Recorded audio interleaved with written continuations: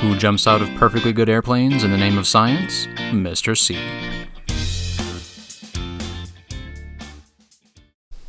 Happy Aloha Friday to you, mes students. And I just want to point out something. I forgot to do this when I wore this, probably yesterday. Check out my hat. And I just wanted to have a post-Christmas focus, last focus. This was perhaps my best Christmas gift. I mean, I got a lot more things that were worth a lot more. In fact, I got a number of cash gifts and dine out cards, a lot more money than this. But is this the coolest or what? Check it out. Now, you know that my two daughters live in the Sydney, Australia area, and one of my daughters follows this rugby team down in Australia. They finished second in their rugby Super Bowl this year. They are the Penrith Panthers. So I just wanted to show you my really cool Christmas gift. And then one last time to wear my Christmas Aloha shirt. So anyway, I love this shirt. I'm going to have to put it up until we celebrate Christmas in July, like they always do down in Australia. They do a Christmas in July, actually when it's their winter. So right now it's summer in Australia. If you live down in Australia and if you lived in the Sydney area, except for COVID and all of that, you'd be going to the beach regularly. And some of you would be surfers. A lot of you would be boogie boarders or body surfers, or you just love going to the ocean and tide pool and all of that. My son-in-law down in the Sydney area, south of Sydney, is a surfer. My grandkids down there are boogie boarders. They love to boogie board. So anyway, no charge for all of that. All right, I want to show you this photo. So this is a mystery photo. I think you've got a white sheet, yeah? So on your white sheet, I'd like you, don't give anyone any hints. By the way, you already know this, that as soon as you hear my voice, it's a no blurt zone, so you're observing that right now. You're not talking, you're just watching. So here's the mystery photo. Write down one hypothesis on your white sheet. What are you looking at? Now it's going to be timed. You're not going to get maximum time on this. I'll give you maybe 10 seconds. Okay, are you ready? All right, just write down what you're looking at.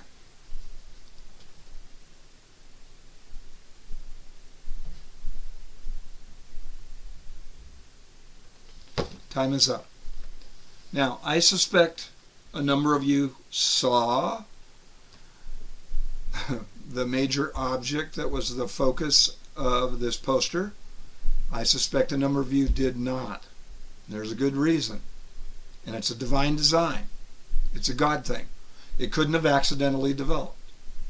This kind of thing, absolutely designed. All right, let me move it in closer. Have you got down your hypothesis? All right, let me move it in closer.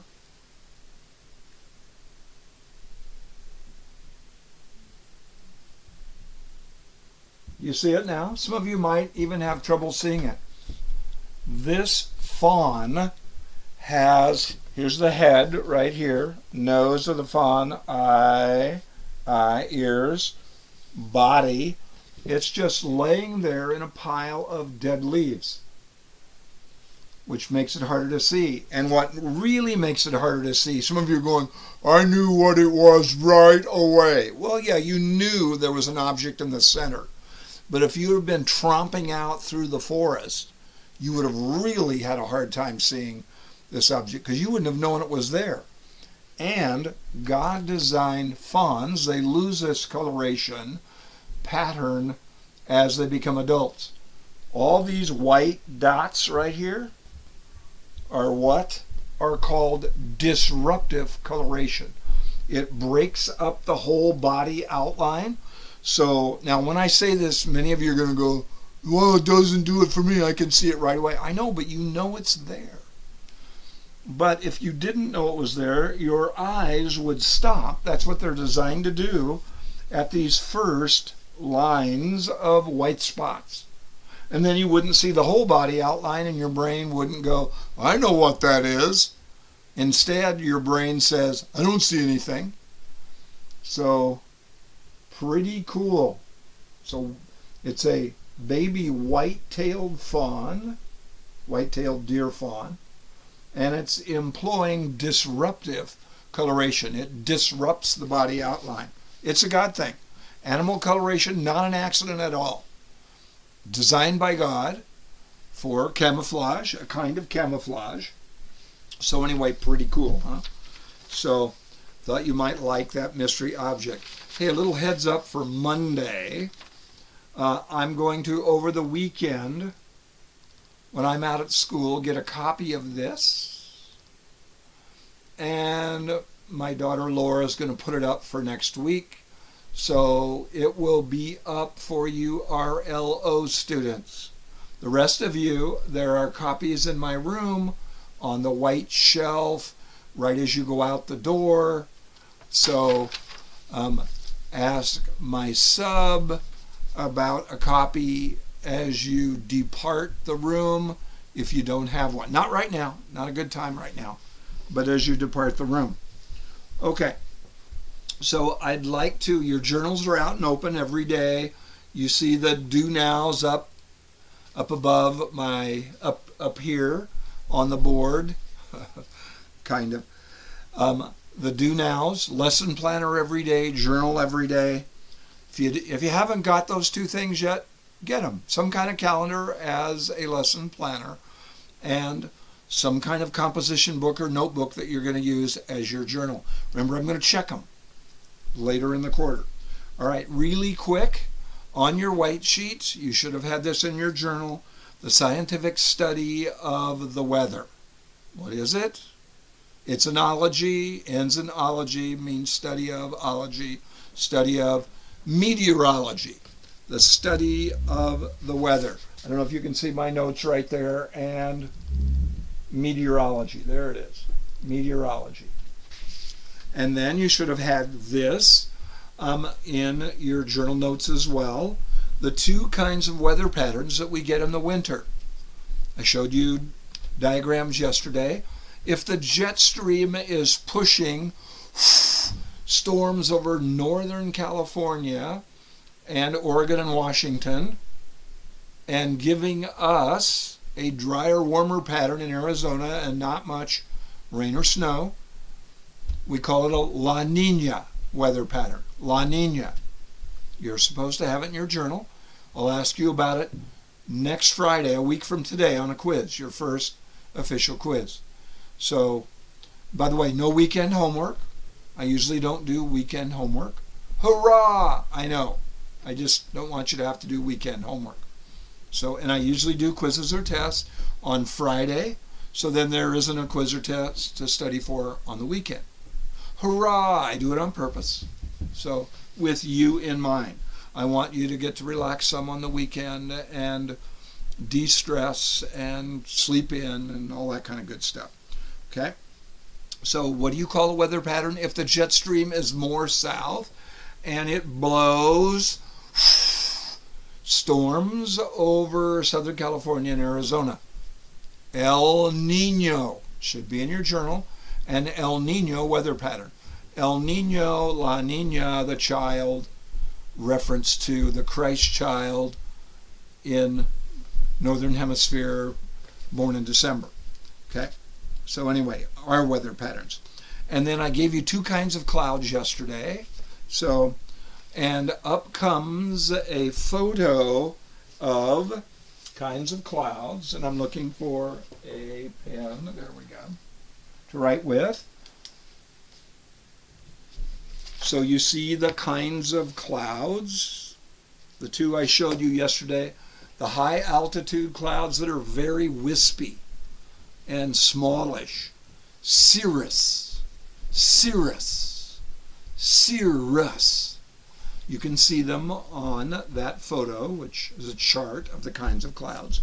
Then I talked to you about the puffy popcorn ball-like or cotton ball-like clouds that are like this. Cumulus, cumulus. So you can see the cumulus clouds. 2 additional kinds of clouds today. These are the 4 that you'll have to know next Friday. Cirrus, cumulus, cumulus. A fair weather cloud, it usually means a sunny day. But cumulus clouds can grow as they're heated up, and if there's moisture available, it evaporates and cools and forms bigger clouds. So from cumulus you go to cumulonimbus, really massive thunderstorm clouds. Cumulus turn into cumulonimbus. You can see them on that chart. Cumulonimbus clouds, and you should see rain falling from them. So cirrus, cirrus, cirrus. Cumulus, cumulonimbus, as cumulus clouds grow into thunderstorm clouds. And then long layers of clouds that stretch for usually tens and tens of miles, if not hundreds of miles, and sometimes over several states. Those are called stratus clouds. Long layers of clouds. Strata means layer. Stratus. So cirrus, cirrus, cirrus.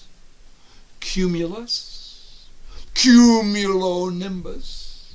And stratus clouds. So those 4 kinds of clouds, you've got those down now. And then I told you a number of ways that staying hydrated, that water will really help you. You're seeing a photo right now about that. And that photo is showing you that your body derives or gets a number of benefits from water. And here they are really quick. By the way, your body is about 70% water. Surprise, surprise. 70% water. And what does it help with? It helps with brain function. I don't know you have that down, but you need to have a number of these in your journal. The benefits of staying hydrated. Helps with brain function. Just processing information. Keeping headaches away. It helps.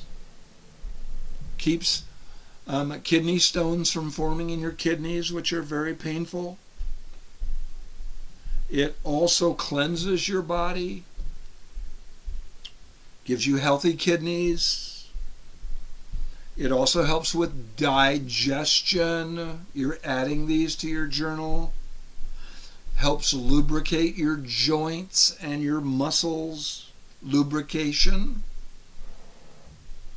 It helps lubricate your skin and helps your skin to be healthy.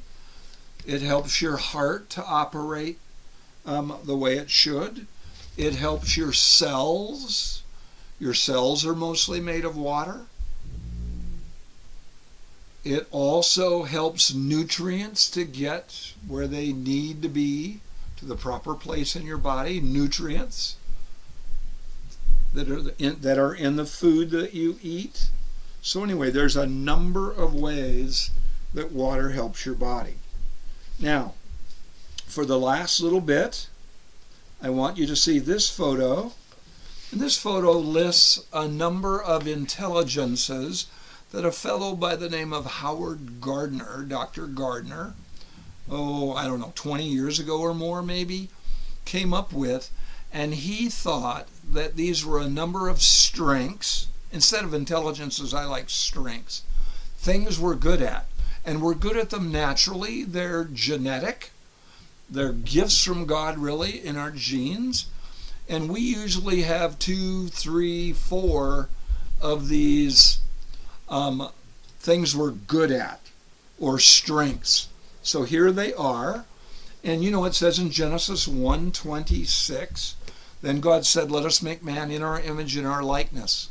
So these particular strengths are given to you by God, part of your personality. So, and personality is one of the parts or components that probably the Lord was talking about in Genesis 1:26. All right, you can see them on the chart. You can see some of these strengths. Some people are really good at music. It's a strength, not me. I mean, I can sing a little bit. I love music, but not good at playing an instrument. Don't have a great ear, for hearing on key. And then you see art smart there. So you've got music smart, art smart. People who are particularly good at drawing, seeing, just easily putting from what their eye sees and their brain tells them they see, putting that down on paper or on canvas. Artistic, art smart, not me. Word smart. People who are really good at understanding words. They're curious about words. They've got a really good vocabulary, probably a good reader, writer. Okay, word smart. That was me as a kid. When I was real little, I asked my parents, what does that word mean? What does that word mean? My grandkids are highly word smart. Word smart. Then there's nature smart. I also have this strength. Just paying attention to beauty, paying attention to things in nature. I love nature. That's why I'm teaching science. I love living things. I love things that aren't alive, natural things like rocks and minerals. Just the ocean and what you see at the ocean. I love all that. Okay, and then there is also people smart. There are some people that are really good at getting along with other people and being sensitive to other people and paying attention to what they say, what they're saying, and kind of sense what they feel. People smart. Then there's self-smart. You are really good, locked into what's going on inside you, your feelings. Self-smart. It's also called intrapersonal. The other one, where you're people smart, is interpersonal, the kind of official strength name. Then there's also number smart, really great at math, really great at manipulating numbers in your head and on paper. So number smart. Number smart people are also really good at science usually. And then there's body smart. People who are really coordinated. They're good at using their body. So sports, you'd really be good at sports, hand-eye coordination, dancing maybe. Okay, just physical kinetic, it's what it's called, or body smart. So that would be another one. So to recap, you see them on the chart. I'd like you to, hopefully you were sticking them in your journal. Music smart, art smart, put down any you missed. Word smart, nature smart, people smart, self smart or intrapersonal, number smart, body smart. So there you've got them. Okay, and we'll go over those again on Monday. Now, the Lord designed you, your personality, your physical appearance, with your genes from your mom and dad. But they're really genes from Jesus. That's what they really are. Your mom God used your mom and dad to give you your genes, your 46 chromosomes. You 8th graders know all about that. And your genes, which make up your DNA, and which is made up of 6 billion components called nucleotides. So anyway, specific design from God, which causes you to look the way you look and to have the personality you have. So, and animals the same way. All living things have been designed by their DNA. So, my daughter Laura has a favorite topic that's going to talk about, I would say that it's part of your makeup, I'll just say it that way, and part of one of these smarts. She's going to talk about your superpower. So I'd like you to just jot a few things down in your journal. Your title in your journal is going to be superpower. What is it? Your superpower. It is amazing, and it's a gift from God, and should be thought of as a gift and thank God for it. Your superpower, which by now you've got in your journal. What is it? I'm going to turn it over to my daughter Laura, and she's going to give you the key components about your superpower. Take it away, Laura.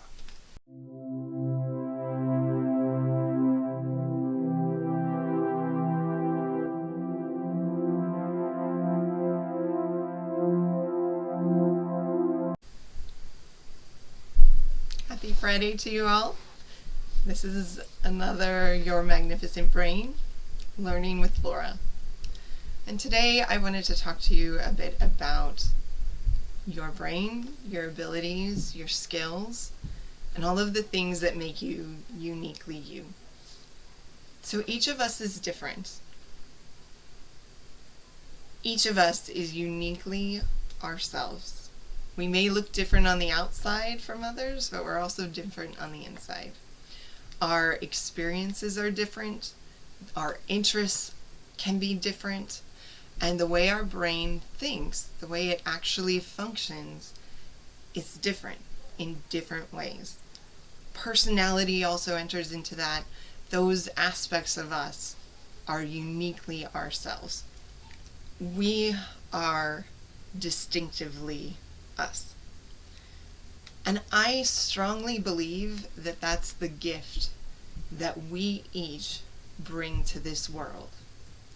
It's our individual skills and talents that we are born with, our brain, how it was made, the viewpoint that we have that's unique to anyone else. That is our superpower. But we can also develop and expand on those natural skills, abilities, and talents over time. We can also develop how we think over time. We can strengthen and stretch our minds. We can, through talking, through even just retraining our brain and how it thinks. Sometimes our subconscious has things that it tells us, have messages that are going on underneath our awareness. And identifying those messages, especially if they're negative ones, can really be a game changer in how our mind works. Focusing on positive things rather than negative things can also change how our mind works. It can actually change how we think about things. Focusing on what we can control when we're in a situation is another thing that we can do as well. Rather than focusing on the problem, we can shift the focus on the problem at hand to what it is we can do, and therefore feel more positive about the situation in which we're in. We also, in addition to being able to stretching our minds over time, we're able to work on listening for and identifying our voice, the things that we think, the voice that we bring to writing, our opinion on something, our viewpoint on something. All of that is something that we develop over time. We work through by experiencing other viewpoints, and we work to define and really construct our own. God gave us the mind that we have. The interests we enjoy and the sparks that we experience as we try different things. He gave us all of that. So when we experience something and notice us enjoying something, or noticing that we have a natural ability in something, we're identifying those things that we've been given. But since we also can work on things, he gave us that ability to use our energy, the ability to take time and work on things to develop areas in which we're not as strong. I know for myself, there's been many situations in which I felt that I just wasn't good at something, that I just could never be good at it. I think recognizing that with time and effort, we can move things forward. We can develop and level up, really get to the next stage of something, get to the next level of ability in something, knowing that we have some of that power by putting forth our energy, by prioritizing our time and how we focus, is really a game changer. If you want to work on being a singer, if you want to work on being a better writer, if you want to work on being a chemist, a physicist, if you want to work on geometry, if you want to work on your drawing, a lot of that is practice, dedicated time, and also dedicated research, listening to experts, teaching about something. If something isn't being taught in a way that necessarily connects with your mind, going out and finding other videos that explain it slightly differently, that might show things visually versus just from an explanation, kind of from an auditory standpoint. So this kind of goes back to how we talked about information being able to be demonstrated on many levels, understanding how you personally learn, and then finding ways in which to learn the information in the way that you need in order to get to that next level. I think looking at time as an investment in whatever it is you want to do. If you want to play basketball better, if you want to work on magic tricks, if you want to work on drawing better, if you want to be able to code, if you want to be able to do really anything, when you put time in, dedicated time, where you're focusing, where you're working towards a goal, you're often able to move that forward just by doing the effort, putting the time, investment, being serious about it, and actually going for it. And again, all of those things are uniquely you. Even those things that interest you, your ability to bring all of those things to bear for whatever that future self for you ends up being, is your superpower. As a writer, I've been learning that as well, that my voice, my unique voice, the way I see the world, is part of what makes my writing unique. And it's what makes whatever it is that you do uniquely yours. Thank you so much for listening. I hope you have a great rest of your day and a wonderful weekend, and I'll chat with you next time.